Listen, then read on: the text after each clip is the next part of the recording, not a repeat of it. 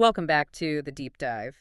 Today, we are taking a look at the technical spec for a pretty serious piece of kit. We are. It's the Thor Broadcast H-1RGB-DVBS2 Satellite Encoder Modulator. And we're going to figure out what this thing actually does in the real world. Right. Our mission here is to distill this. This isn't, for streaming Netflix at home. No, definitely not. This is the core engine you'd find inside a digital satellite news gathering truck, a DSNG truck. Or one of those fly pack enclosures they have to haul out to the most remote places on Earth. Exactly. So we're talking about very high-stakes live video transport. So the main job, the core mandate, is taking a single channel of full HD video up to 1080p 60 and basically turning it into something a satellite can understand and transmit. That's it in a nutshell.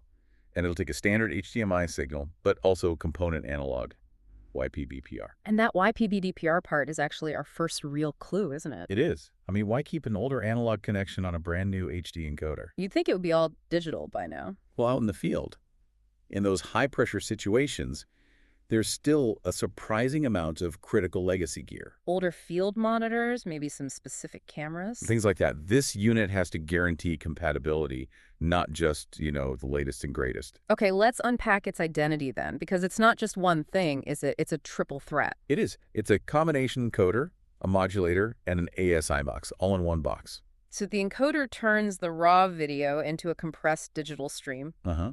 Then the modulator converts that stream into the radio frequency signal, the RF signal, for the satellite uplink. And that third part, the ASI mux, that's where it gets really flexible. That's where this serious operational flexibility comes in. Yeah, that ASI mux part caught my eye. So you have your main HDMI or RGB input, but there's also an ASI input and an ASI output. Right. So why would you need to pump another already encoded stream into this box before it goes out? It lets you build a kind of mini broadcast bouquet from a single location.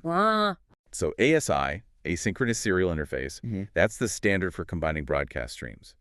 So with that ASI input, you can multiplex or combine your live camera feed with, say, a graphic overlay. Or a pre-rolled news segment you have on another machine. Exactly, or a commercial break. Yeah. You put it all into one single robust RF carrier signal before it even hits the satellite dish.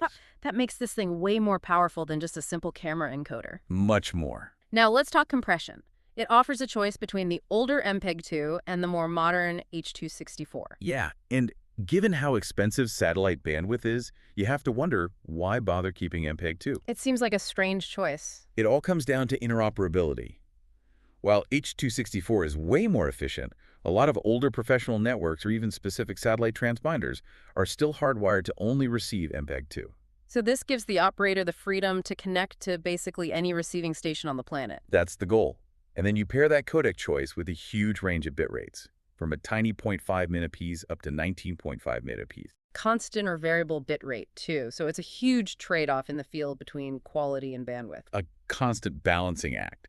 And once you've packaged that signal, the next problem is security. You can't have competitors grabbing your live feed. Absolutely not. Yeah. That's why this unit has the BSS encryption standard. It requires a pre-shared key on both ends of the transmission. So no key, no video, it just locks it down. Locks it down tight. And for pure convenience, especially in a messy flypack setup, there's a really practical feature. Optional 24-volt DC power sent over the main coax output cable. That's a genius touch.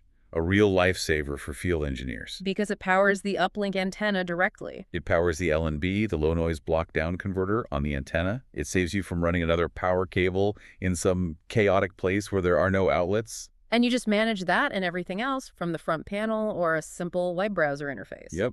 Standard HTTP web server. Very simple. And the hardware itself, the dimensions and weight, that's important too. At just under 4 kilograms, it's designed for tight spaces. In a DSNG truck, space and heat are your two biggest enemies. This box is engineered to minimize both. So when we connect all these dots, what's the big picture? The big picture is that the Thor H-1RGB-DVBS2 is that essential professional bridge. It's the device that turns the electrical pulses from a camera into a secure, compliant radio signal that's ready to travel thousands of miles into space. So here's a final thought for you to chew on. With that huge bitrate range, 0.5 to 19.5 millips, how does a broadcaster decide in real time between H.264's efficiency and MPEG-2's compatibility? And then which bitrate do you pick? Right. That one decision is the razor's edge. balancing the best possible image quality against satellite capacity limits, all while the anchor is counting down live in your ear. Something to think about until our next deep dive.